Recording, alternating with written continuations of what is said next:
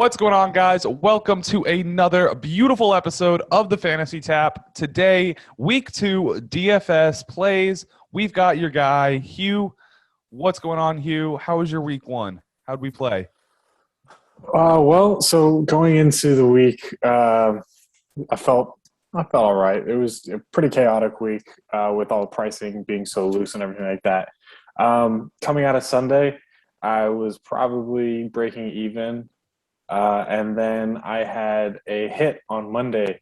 Actually, I was really sweating the Monday night football game there. I was vying for 1500K or 15K, Ooh. yeah, 1500, yeah. So if I had gotten that Brian Edwards touchdown at the end of the game, Carson would have won it for me with that field goal because he got to kick it, and then the actual field goal itself from Carlson, I would have got that too. I would have gotten the 4 points for the clear Ooh, win.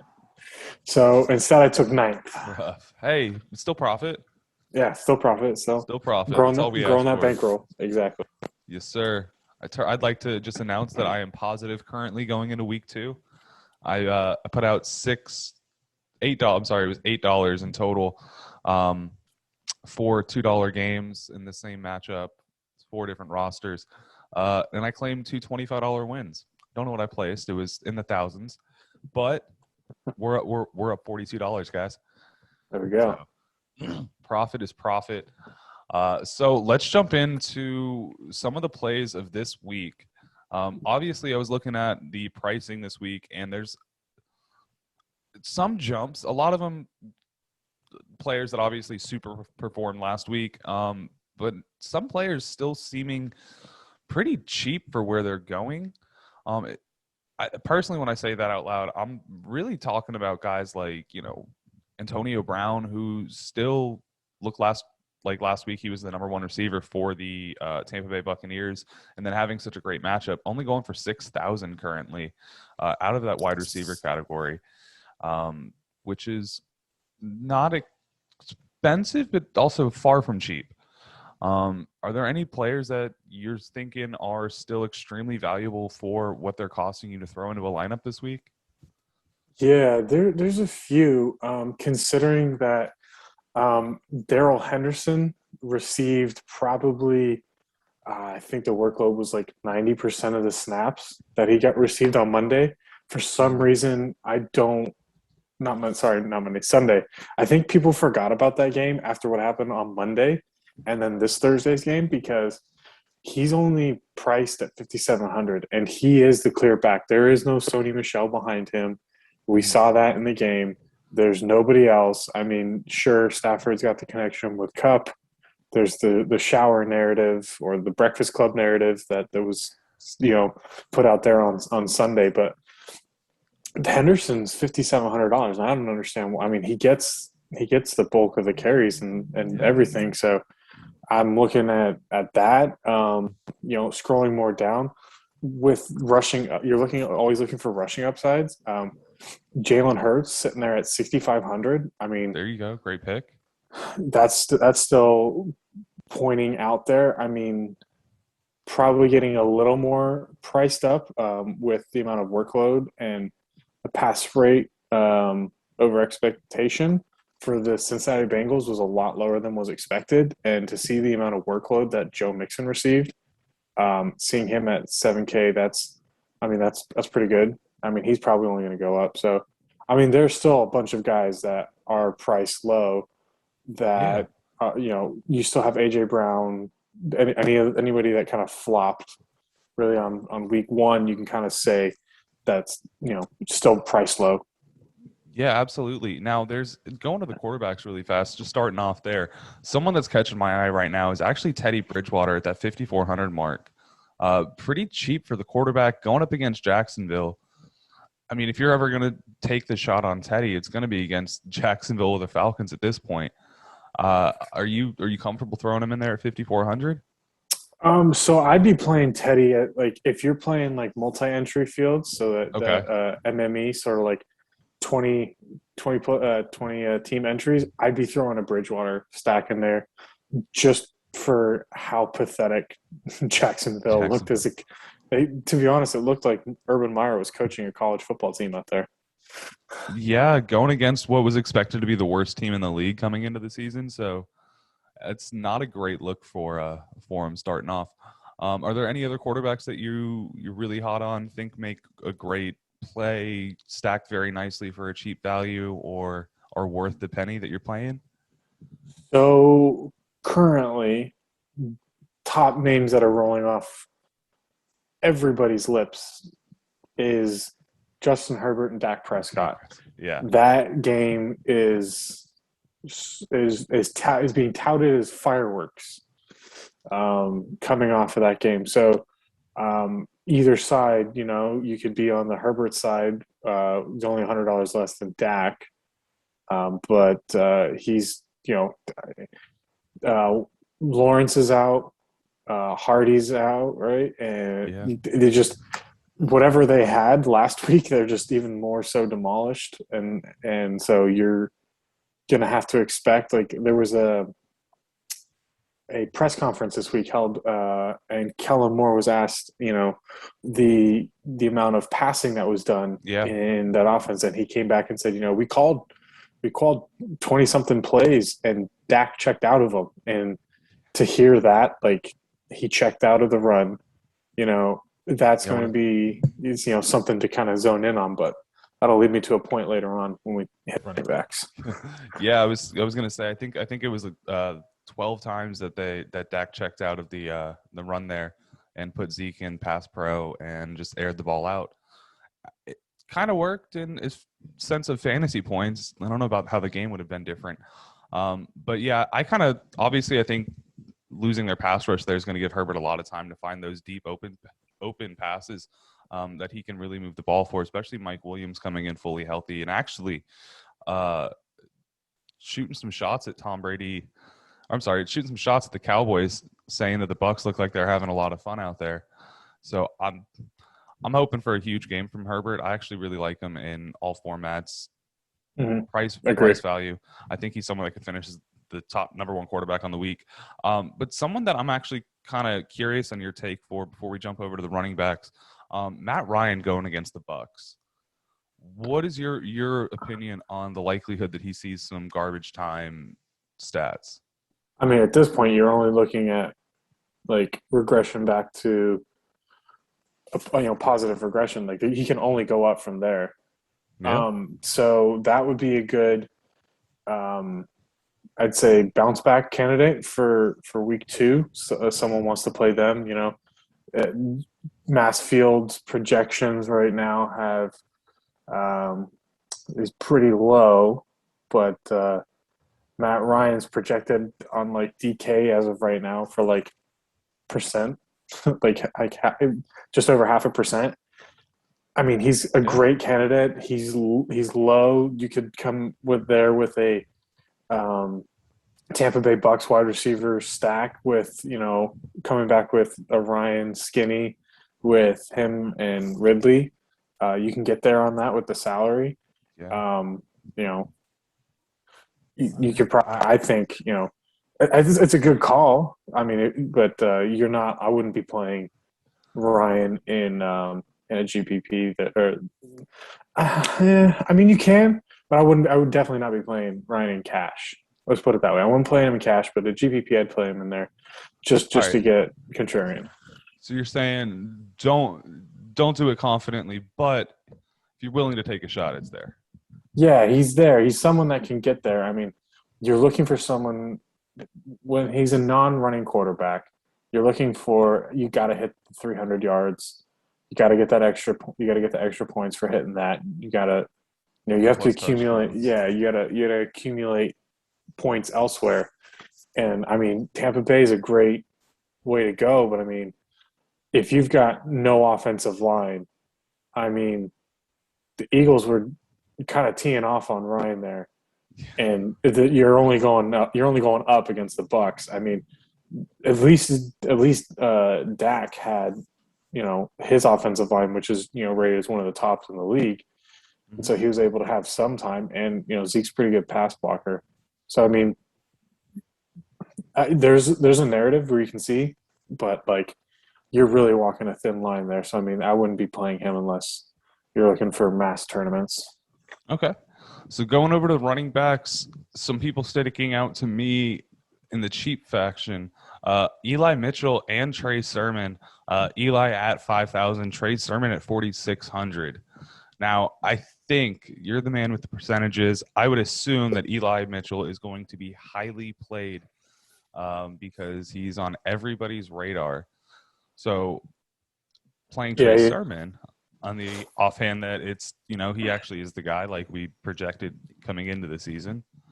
So if you're looking to play, that game 3 card money, what's under what hat for Shanahan to see which running back's going to get the touches this week. I mean, I mean that's on. I mean we got there last week, right? We said we called Mostert, right? We saw the initial 2 runs for 20 yards, and it was like all systems Beautiful. a go, right? Like this is what you do, this is what you picked him for. You can't predict injury. Like sure there are some people that will say the likelihood of him getting injured is higher than some instances, but like you can't predict injury in a single game. So we had the right thought going in, just didn't turn out to be what we had. But Mitchell is projecting about 20 to 25% as of right now. I mean, he's at 20%, and I could only see him going up because of Yeah. how cheap he is. So he's going to be probably one of the more chalk plays to put into someone's lineup to help with some salary relief. So, Yeah, I could see that. Someone else that's kind of going in that same range, Nyheim Hines, finding a little bit of work on the ground and getting some pass work in there. Are you still comfortable throwing them in there? I think this week they're going up against the Rams. yes. So Yes. I'm all in on Hines this week. I have put together a few lineups, and I just seem to keep falling back into Hines. Him and Taylor both received a fair amount of pass work. However, the thing that caught my eye was Hines received the second most targets on the team against Seattle. So I am keying in on Hines because I saw a report come out that Pittman is looking questionable for this weekend, or I think he's out. I mean, I haven't really looked all that much today. Yeah, he's Questionable as of questionable as of 6 today. hours ago. Yeah. Yeah, so I mean, with him being questionable, and he already, I mean, he didn't look shaky. He looked decent, but like he just looked kind of out of sync with Carson Wentz. Wentz. It didn't look like Wentz really. It didn't look like it was. He was really keying in on him. I'm all over Hines being at 4,700, and LA just looks like they steamrolled Chicago. And if you're playing from behind, you gotta like Hines in that position to catch some balls and maybe steal some goal line work. Yeah, I think he definitely is almost guaranteed some sort of work each week. And then we saw last year he had 2 games where he absolutely just popped off, and it just happened sporadically. So this is a week where it could be a very, very solid play. So I like that one a lot. Someone else that I have on my list here of people I wanted to get your opinion on coming into the game or coming into this week, Josh Jacobs is officially ruled out. So does that make your likelihood to play Kenyon Drake shoot up, or are you still sticking away from Las Vegas? I am going to stay away from that backfield. You can get there on receptions with Drake this weekend. But that Pittsburgh line, man, they looked every little bit of the penny they paid to have that D line going up against Buffalo. Excuse me, going against Buffalo last weekend. Like they looked the part. It looks yeah. It's a very, very good defense It's to a say the very good least. defensive line. So I'm kind of I would rather shy away from uh, Kenyon Drake at that point. I've got some other plays. I'd be careful trying to dive and go stars and scrubs this week. There's a lot of guys that are all very kind of well priced right in the middle. All right. Well, who do you like? Who are your guys that you're saying? So I've touted Chris Carson's name Since I've known your when, name, I have yeah, known, and you have known too. yeah, Chris Carson and you, great. Me and Chris Carson. I've touted Chris Carson when he's healthy. He's like a lesser known Raheem Mostert. Like when the guy's healthy, Seattle uses him and they use him like an Arabian horse. They use him until he can't run anymore and they break him and then they just go and find another guy. Yeah. He's healthy. He played most of the snaps last week. Mm-hmm. Rashad Penny's hurt, not coming in. Alex Yeah. Collins is the next guy up. Alex Collins is fine, but he's not anything that I'd be worried about. So Carson is a great, I'd say, great middle tier running back for this week. You know, I mean, I just have to say this: like, if you're going to play cash game, like, I don't understand how you're not trying to fit Christian McCaffrey in. I mean, he's the highest priced player.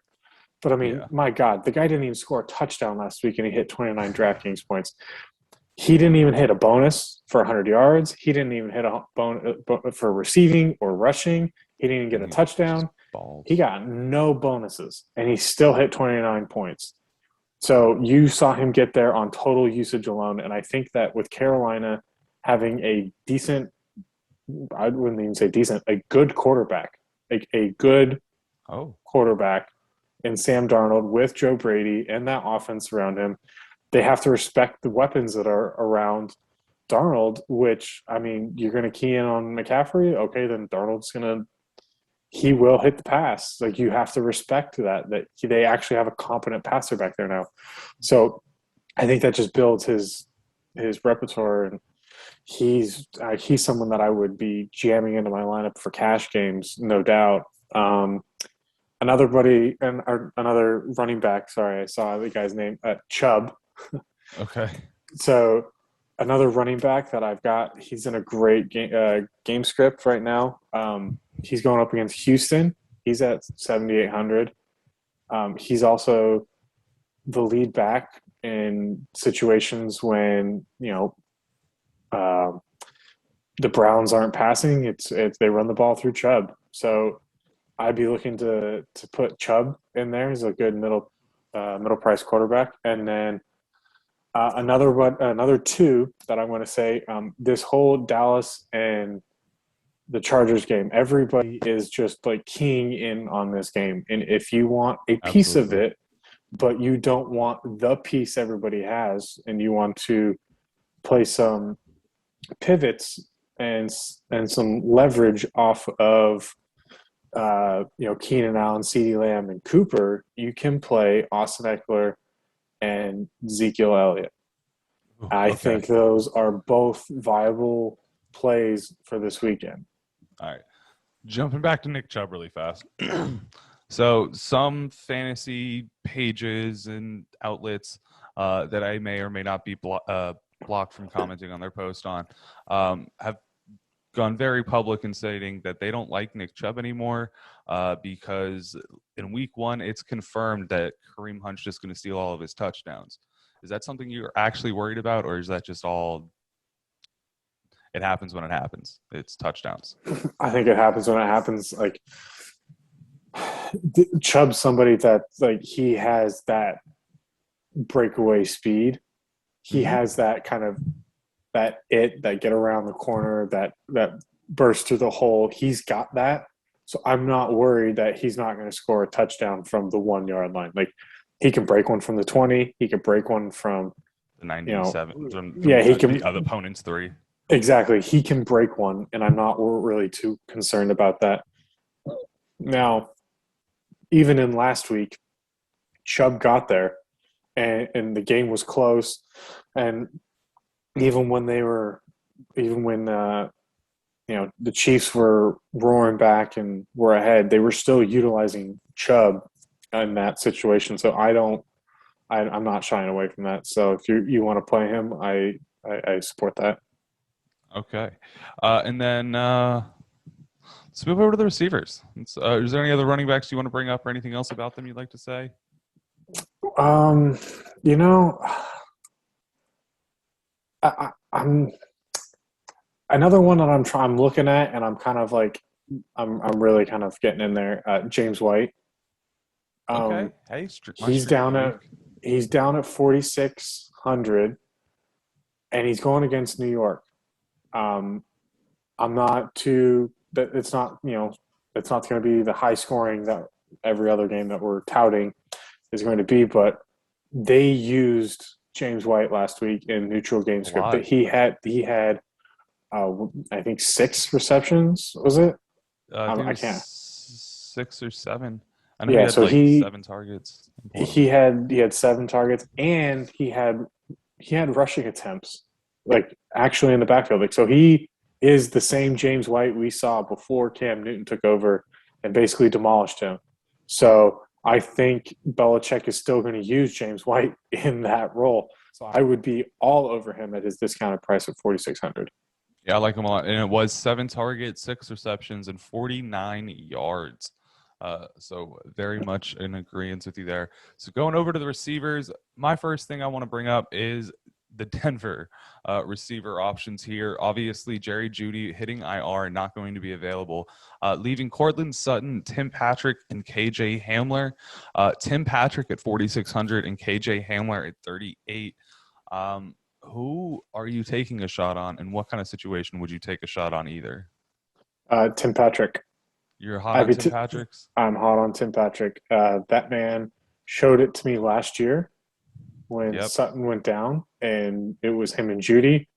He showed he can be a wide receiver too. I don't think he can be a wide receiver one in this league, but he can definitely be a wide receiver two or a complementary wide receiver to a 1A. So I would be looking to play Patrick in a cash game if you need the salary relief, or you could play Hamler down there, um, or I like those guys as I like either one, but I would say Patrick more in a cash setting, and I'd say Hamler in a GPP.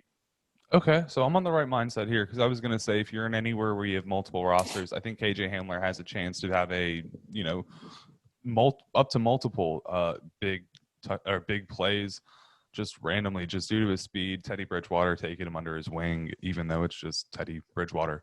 But okay, there.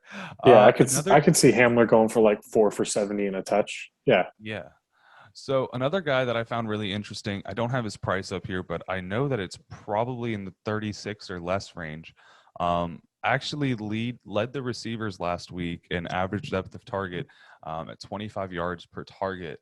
Anyone over five targets or more for all those receivers. But Anthony Schwartz with no OBJ, fairly involved with that offense and one of the fastest 40 times coming out of the combine or the COVID combine. So pro days. So is there any chance that you put him in any of these tournament formats where you get multiple rosters? Is he worth the shot? Yeah, if you're looking for a pivot off of having Landry and you still want a slice of that game, I would not mind taking a shot with the Schwartz there. He did see, was it 7 targets last week and had 5 receptions. I saw a few of his passes. I mean, the guy's got speed. I think he actually could have broken one for even longer. I think it was his first reception of the day when he caught it on that down the sideline and Okay. just kind of stumbled and uh, kind of fell down but he caught the ball and I think it was like a 30-yard pass or something like that. But he has the speed to break one, and if they want to push the ball down the field, uh, you're sitting pretty there with him there. So I have no problem playing him in tournaments if you're looking to get away from um, Landry. Okay. Anyone that's a budget saver before we get into the bigger names that you really like? Yeah, so looking at my budget guys for this week, You still want a piece of that Dallas that Dallas game? I would be looking at Jalen Guyton. Okay. I would be looking at Wilson, Cedric with Wilson. Cedric Wilson with Gallup going down to 6 to 8 weeks being out. I would definitely be looking at him for that. Another one that if you're looking for upside, Cole Beasley. Yeah. The man still is getting slot targets, and a catch is a catch. A catch is a point. I mean, I need points, so he's basically a better Hunter Renfrow for that matter. Um, let's see here, going Yeah. down. And then we saw. Oops, sorry. I still think underpriced is Devonta Smith. Like he, I mean, he showed it last week. He, Did he? I think he did. I think he proved that he can be a maybe not a superstar in this league, but he's going to be a very good wide receiver one. And I think with the cornerback troubles that the Niners are having this week and having to go and Jason Verrett tore his ACL, they're kind of weak. I think he's somebody that you can target as well. And I mean, you can even go down as far as Jalen Waddle with Will Fuller being Like gone. that one. So Always like a homer pick. yeah, you got that one. Still, Cincinnati's defense is nothing to be woeful about. Darnell Mooney Absolutely. did not do well at all last week. However, you can buy the bounce back. So don't buy the dip, as everybody's saying these days. Take Darnell Mooney on a flyer.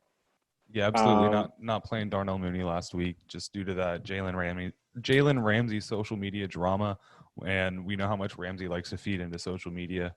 So Yeah. I felt a bad game coming from him, but he's promptly in all my lineups as soon as Tuesday morning happened. So another one that I mentioned Cole Beasley, but at the same time, Emmanuel Sanders, 4K on DraftKings. The man is the number 2 wide receiver. He was better than Gabe Davis. Davis caught the touchdown in the red zone, but Sanders played on more snaps as the number 2 wide receiver and received more targets and receptions than Davis did in that game. So I'd be looking for Sanders to outproduce, and he's only 4K, so he's another good one. Looking for another piece of a game. Van Jefferson, 3,500, pairing him with Stafford. It's a cheaper stack. A lot of people are going to be on Cup after what happened last week. So got to make the switch to Robert Woods this week. I don't know. So Jefferson and Woods and Deshaun Jackson as the Rams' number 2 wide receiver. Jefferson and Deshaun Jackson accounted for somewhere roughly between 40% of the snaps as the Rams wide receiver 2, and Woods barely outpaced both of them on snaps. So they're really rotating that number 2 and showing favoritism for Cup out there. It's a week. Well, gotta ride high on Robert Woods, man. I'm excited. And I mean, you could buy the dip. You could buy the dip. There you go. See, whatever it takes to please me. So what about some of the high end guys? Which ones are your favorite? Any of them that you're definitely not spending on as far as the upper ended players and the receivers? Yeah, I'm going to go for guys that I'm definitely not going to. Those are, I think, a little bit easier. For whatever reason, I think right now I'm going to stay away from Adam Thielen. That was a good week. I'll take my lumps if he does it again this week. Another guy I'm going to stay away from, Deebo Samuel. He's priced at 6,700. He had one amazing catch that went for, God knows how many yards. And that was, Debo is the yak master, him and Kittle both. And, if you're not getting the yak, you're not looking for a better ceiling. You're looking more for air yards.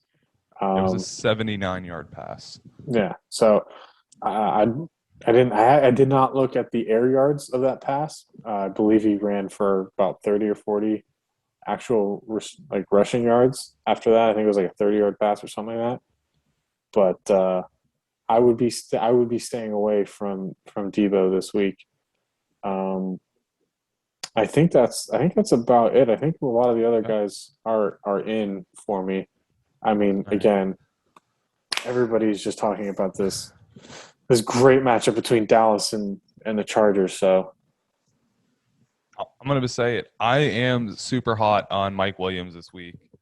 I think that if anyone, I think he's going to have a big game. I think that we're going to see Stefon Diggs really shadow Keenan Allen a lot. And obviously I'm not the Mike Evans lover over here, but to keep Mike Evans at such a low total by the end of a game, at least lets me think that the ball's going to find the next open available option at Mike Williams, this giant target who's able to jump up, grab things from almost anybody. And obviously in a big scoring game like that, someone I'm actually really afraid to start throwing into rosters, especially when I'm building a roster on a weekly basis like this in DFS, is Stefon Diggs. Last week, I don't know that we saw the favoritism that we were used to last season. And though he didn't disappoint, I just felt like you weren't getting that high-end play like you're expecting from a DeAndre Hopkins or a Tyreek Hill, which is where he's going around. And then going up against Miami this week, Miami secondary is probably the only good thing that we have. So to count Diggs against that this week is kind of just not something I'm willing to take a risk on. But other than that, I'm fairly happy for most everyone on this list, depending on how I'm trying to build my team. yeah, so it was a little interesting. I did a little bit of research and I went back and looked at the Buffalo Pittsburgh game that happened in 2020, and Pittsburgh blitzed a hell of a lot in that game to try and cause pressure for Josh Allen. Mm-hmm. And this game, they dropped back. I think they only blitzed, about 10% or something to that effect. It was very low. They sent 4 every time almost, and they just dropped everybody in coverage. And doing that, they just kind of blanketed the field, and I didn't see shadow coverage on Diggs, but I just didn't see openings. Yeah, I just didn't see any openings for Allen really get that ball there. And so I don't know if Pittsburgh found a way to stop that juggernaut passing offense of Buffalo. I don't know if that's it was just a game plan that they came up with, or if everybody's seeing this, but might be something interesting to watch out for week 2. I mean, I can totally see that Miami secondary is better than, I would say, Pittsburgh secondary by far. And I mean, we bet against Stefon Diggs and Josh Allen all last year, and we were proven wrong game after game. So I mean, there's a narrative I can see from both sides, but I think this week, I think just personal preference, I see a bounce back for Diggs and Allen. I don't see the ceiling with Miami, but I do see a bounce back. Yeah. So, it's funny you mentioned that you didn't see the Steelers rush, and honestly, I'm going to just Stefon Diggs is completely against the Stefon Diggs point, but you mentioned you didn't see the Steelers rush a lot or blitz a lot this week, and I mean, with the 4 guys that you got on your front line, do you need to blitz anyone? No. But no, I think it worked out really well. Let's jump over to tight ends before we end this up. Personally, someone that I'm looking at, even though there was talk of Eric Ebron not making and playing this week, and he was fully at practice today, is going to be lining up Sunday. Still liking the idea of Pat Freiermuth in this matchup. Yeah, that's a solid call. That that Las Vegas Pittsburgh game is, it's. I think it's going to be one of the better early morning games for this slate, and I don't think a lot of people are going to play it. And I think you can get a lot of leverage on the field that way by playing pieces from that game.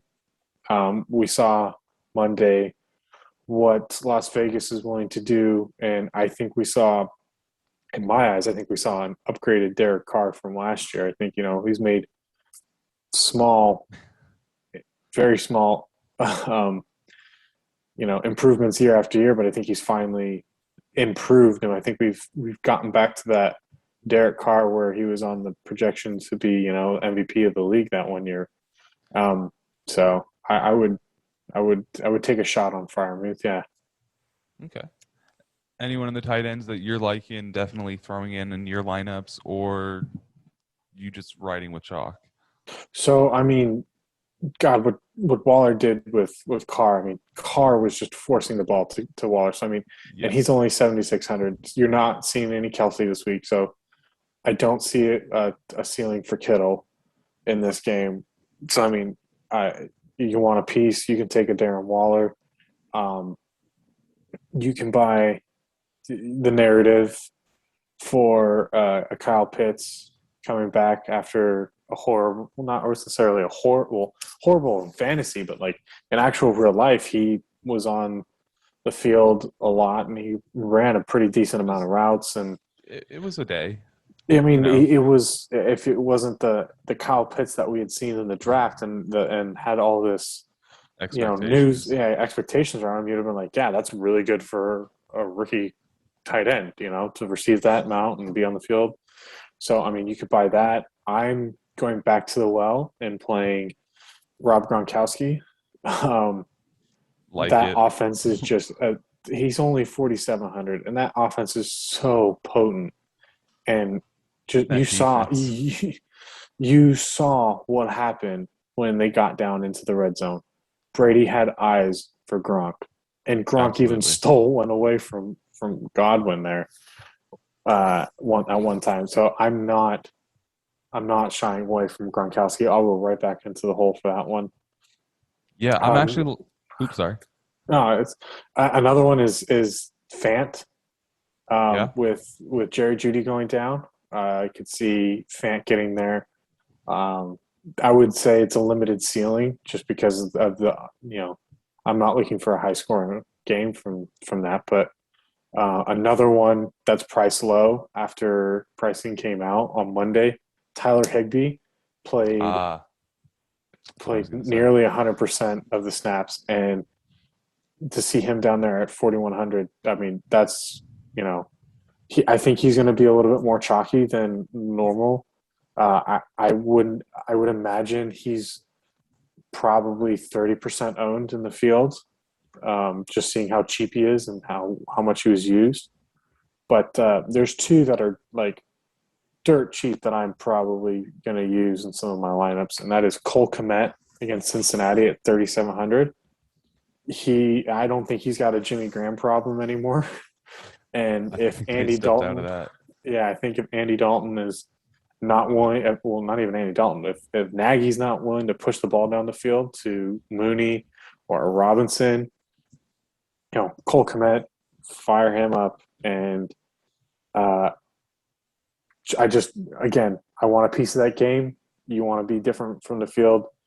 Dalton Schultz, $3,300. I could see So with that game against Tampa Bay, they were using the tight end. I think they had about 24% of the pass targets go to the tight end position between Schultz and Jarwin.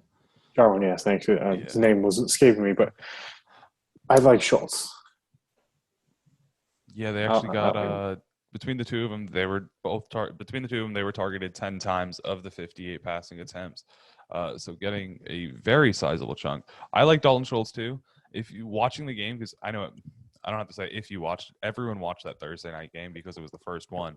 But Schultz just looked like when he was targeted and actually got the ball in his hands, just looked like he was always in a position to either get out of bounds quickly. They were using him to make plays, which is obviously a stat not tracked in fantasy football, but that just gives you at least my quarterback trusts this tight end.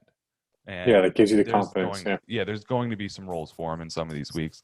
And all it takes is him to get in the end zone with these targets, and you're looking at a great weekly play. Yeah.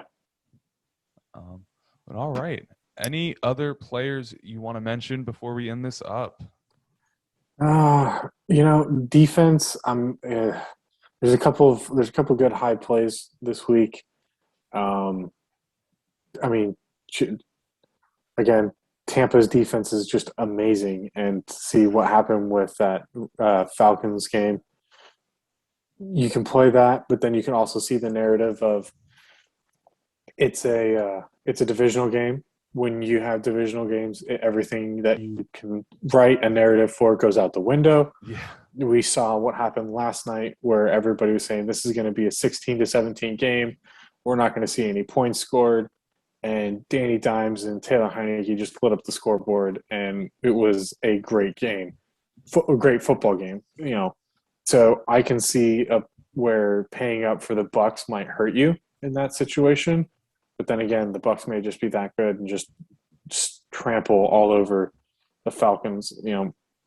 Another one willing to play the Browns, $3,500. You can go down. My personal play is the Seahawks. I think that the Seahawks on paper have a better defense than the Cardinals. They don't have a Chandler Jones, but they do have Jamal Adams rushing in from, the safety position I think, playing the first game back in CenturyLink Field and having the 12 there with them, I think that Seattle defense is going to get just a little bit more of a pop. Okay. And I think that's my narrative I'm going with. It just looked like Tennessee was in shambles. And I mean, I don't know if it's Arthur Smith that's gone or what, but I'm kind of buying that they're going to be playing from behind and Tannehill's going to push the ball down and he's going to give a few up. Yeah. A defense that I'm playing in a couple situations actually is the Cardinals. Obviously, they were the number one defense last week. They looked great. Going up against Tennessee, though, wasn't really expecting them to play as well as they did. They do have a pretty stout offensive line down there. But this week, going against Minnesota, sign me up. You're telling me the sack leader, Mr. Chandler Jones, is going up against a weaker offensive line with a worse quarterback, not Derrick Henry, who's going to run you over. You've got Dalvin Cook, who you might be able to hit in the backfield for some tackles for loss. So sign me up. I think I'll take them. They're $2,900, moderately priced. My opinion, a pretty safe play. Do you think it's going to be chalky? No, I don't. I think more of the chalk plays may be people thinking that the Raiders aren't for real, taking the Steelers, or people playing the Saints defense after blanketing Green Bay. And then I think that there might be I think there's going to be a lot playing Denver against Jacksonville. Yeah. So defense is one thing where you can't predict it. You can write so many narratives for a defense and they can go just sideways on you in a hurry. So yeah, I mean, take last night's game between Washington and the Giants. Everyone's take is the Giants are going to be absolutely terrible. Washington's defense is so great. We're looking at 4 turnovers and Washington defense one of the week, and we didn't get that. We got Daniel Jones for almost 100 rushing yards. I leave my defense last when I'm building a lineup, and if I can fit one of the higher defenses in, then I do. I'm not looking to try to, but if I'm not, then I look at where I land and I just pick one just because it is that much of a dart throw at that point. Yeah, at any time. Yeah. Agreed. All right. So just before we finish up, what is your favorite game of the week and what are you looking forward to the most? I've talked about the Dallas and Chargers game a lot on this pod, but I'm actually targeting the most the Seattle Tennessee game. I think a lot of people are going to be off Tennessee, and I think it's going to be a good buy low candidate. And I'm going to play a rest stack with a bring back probably from Tennessee. All righty. I like it. I'm going to be honest. I'm just going to say this. It's a biased one. My favorite game of the week right now is the Dolphins and the Bills because I'm going to be there. Going to be there. It's the only one I'm going to be able to physically watch until Monday afternoon. So going to have to just live with it. Points-wise, though, not expecting it. If I had to say another great game that I could think might turn into a surprise points game, I think the Tampa Bay Atlanta game. I think Tom Brady's all in on just foot on the pedal, as many points as we can get. Let's put up some stats, and I think that's just going to lead Atlanta to have a lot of garbage time, allow Matt Ryan to put up those numbers, and just throw the ball. So, not going to be a great watch game, but I do think that it's going to end up having some high point totals, and that's pretty much it for me. So. Gonna head out of here, guys. Hugh, is there any last words you'd like to give these people before we go? Real quick, if you're looking to figure out values of players, it's one of the things I want to try giving everybody just some little thing to make yourself a better DFS player. Wrote it down here for yourself. To find the value of a player, well, I keep talking about this player's a value, this player is not really projecting as a value. The quick and easy way to do it is take the player's salary and divide it by his projected points on the site, and that should give you the player's projected value on that slate for that for what he is. So when I talk about value, that's what I'm looking at. I'm looking at the player's value per his price. So a lot of points for as little dollars as possible is what you're looking for. There you go. Getting the value. I like it a lot. All right, guys. Thank you so much for tuning in today. Make sure you guys are liking and subscribing to the YouTube videos, as well as following us on our social medias at the Fantasy Tap on both Instagram and Twitter. Hugh, thank you for joining us. We really appreciate you coming in every week. Hope you enjoy this week too, and hope your Steelers get that dub. Oh, you're a 49ers fan. I'm a 49ers fan. Yeah. Yeah. Hope you guys, do your thing. All right. Appreciate you coming in. Definitely. Take care.